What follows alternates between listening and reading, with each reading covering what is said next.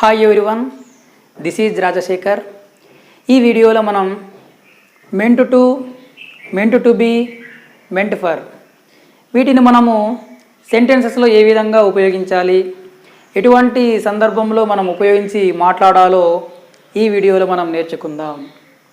So ముందుగా meant to.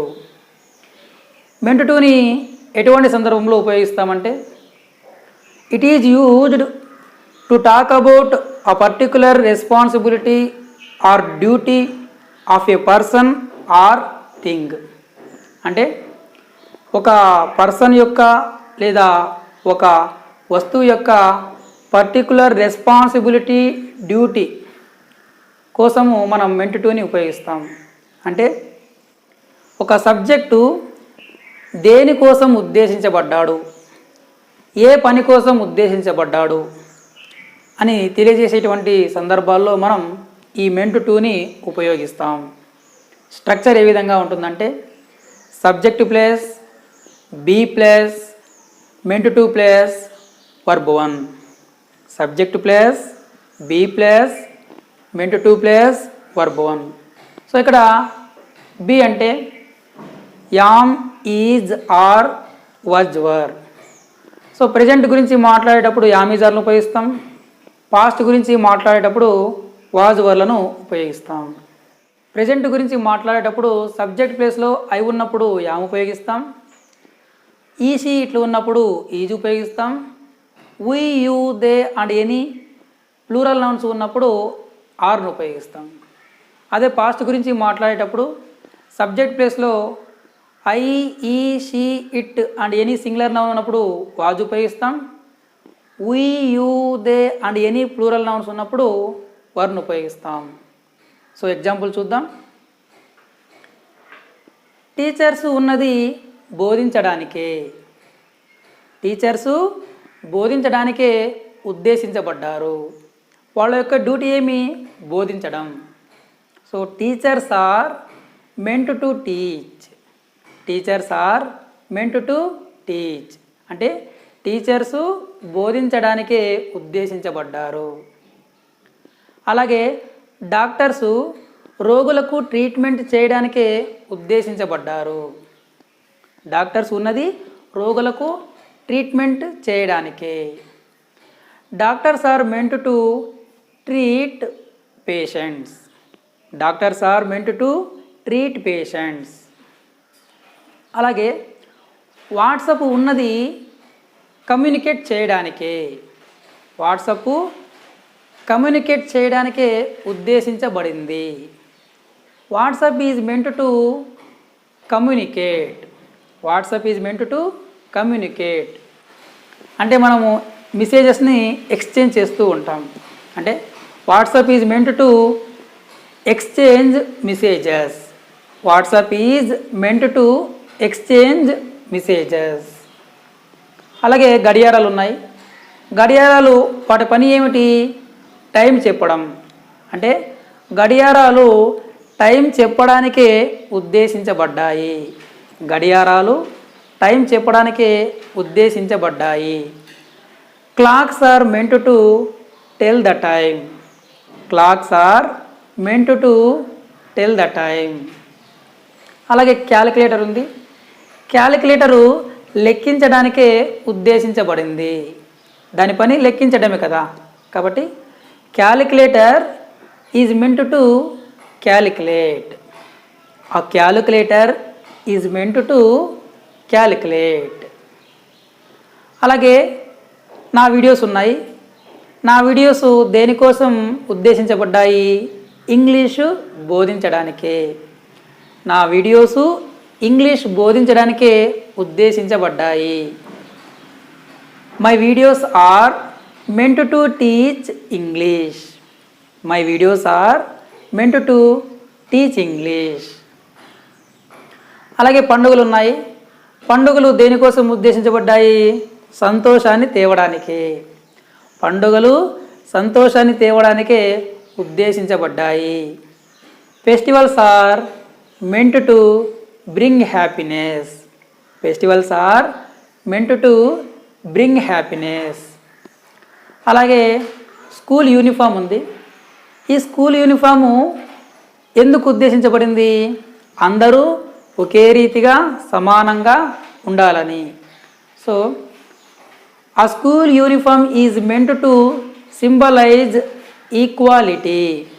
ఆ school uniform is meant to symbolize equality. School uniform అందరూ సమానంగా ఉండాలనే ఉద్దేశించబడింది. ఓకే. అలాగే this program is meant to train young people. This program is meant to train young people. ఈ program యువతకు శిక్షణ ఇచ్చేందుకే ఉద్దేశించబడింది. ఈ ప్రోగ్రాం ఉన్నది యువతకు శిక్షణ ఇచ్చేందుకే. ఆ విధంగా కూడా మనం చెప్తాము.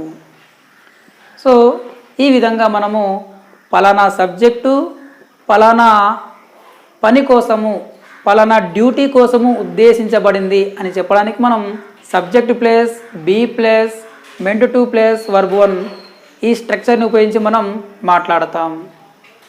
తర్వాత meant to be. Meant to be తర్వాత మనము అడ్జెక్టివ్ని కానీ నౌన్ కానీ పాస్ట్ పార్టిసిపుల్ కానీ ఉపయోగించి మనం మాట్లాడవచ్చు. For example, it is not meant to be eaten. It is not meant to be eaten. ఇది తినడానికి ఉద్దేశించబడింది కాదు. సో ఇక్కడ మెంట్ టు బి తర్వాత మనం పాస్ట్ పార్టిసిపుల్ ఈటన్ని ఉపయోగించాం. రూల్స్ ఉన్నది పాటించబడడానికే. రూల్స్ పాటించబడడానికే ఉద్దేశించబడ్డాయి. Rules are meant to be followed. Rules are meant to be followed. So ఇక్కడ మెంట్ టు బి తర్వాత మనం ఫాలోడ్ పాస్ట్ పార్టిసిపుల్ని ఉపయోగించాం. పార్టీ ఉంది. పార్టీ ఫన్ కోసమే ఉద్దేశించబడింది. పార్టీ అనేది ఫన్ కోసమే ఉద్దేశించబడింది. The party is meant to be fun. The party is meant to be fun. So ఇక్కడ ఫన్ అనేది adjective. You are meant to be a teacher. You are meant to be a teacher. మీరు టీచర్గా ఉండేందుకే ఉద్దేశించబడ్డారు. మీరు టీచర్గా ఉండేందుకే ఉద్దేశించబడ్డారు. సో ఇక్కడ మెంట్ టు బి తర్వాత మనం నౌన్ను ఉపయోగించాం. ఈ విధంగా మనము మెంట్ టు బిని మనం ఉపయోగించాల్సి వచ్చినప్పుడు మెంట్ టు బి తర్వాత మనం అడ్జెక్టివ్ని కానీ నౌన్ను కానీ లేదా పాస్ట్ పార్టిసిపుల్ని కానీ ఉపయోగించి మాట్లాడవచ్చు. అలాగే మెంట్ ఫర్. మెంట్ ఫర్ అనేది ఒక సబ్జెక్టు దేనికోసం ఉద్దేశించబడింది లేదా దేనికోసం ఉద్దేశించబడ్డాడు అని చెప్పేటువంటి సందర్భాల్లో మనం మెంట్ ఫర్ను ఉపయోగిస్తాం. ఈ మెంట్ ఫర్ తర్వాత మనము నౌన్ను ఉపయోగిస్తాం. For example, the entire room was meant for storage. ఆ రూమ్ అంతా కూడా స్టోరేజ్ కోసమే ఉద్దేశించబడింది. ఆ రూమ్ అంతా కూడా స్టోరేజ్ కోసమే ఉద్దేశించబడింది. వాట్సాప్ కమ్యూనికేషన్ కోసమే ఉద్దేశించబడింది. WhatsApp is meant for communication. WhatsApp is meant for communication. ఈ యాప్ అనేది పిల్లల కోసము ఉద్దేశించబడినది కాదు. ఈ యాప్ అనేది పిల్లల కోసము ఉద్దేశించబడినది కాదు. This app is not meant for kids. This app is not meant for kids. These pills aren't meant for you. These pills aren't meant for you.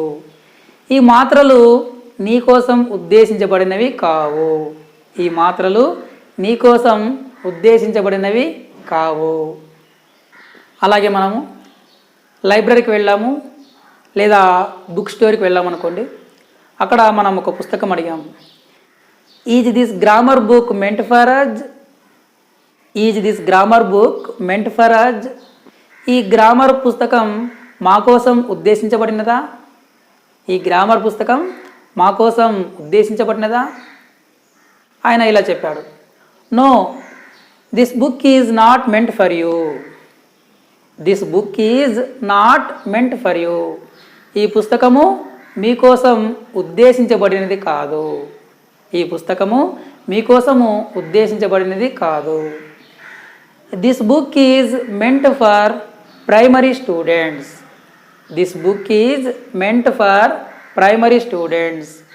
ఈ బుక్ అనేది ప్రైమరీ విద్యార్థుల కోసమే ఉద్దేశించబడినది.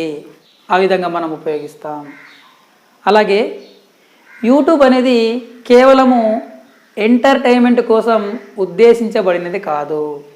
యూట్యూబ్ అనేది కేవలము ఎంటర్టైన్మెంట్ కోసం ఉద్దేశించబడినది కాదు. YouTube is not only meant for entertainment. YouTube is not only meant for entertainment. ఈ విధంగా మనం ఫలానా సబ్జెక్టు దేనికోసం ఉద్దేశించబడ్డాడు, వాళ్ళ యొక్క రెస్పాన్సిబిలిటీ ఏమి అని చెప్పేటువంటి సందర్భాల్లో ఈ meant to, meant to be, meant for అని ఉపయోగించి మనం మాట్లాడతాం. Okay, I hope you understood this topic. Thank you for watching.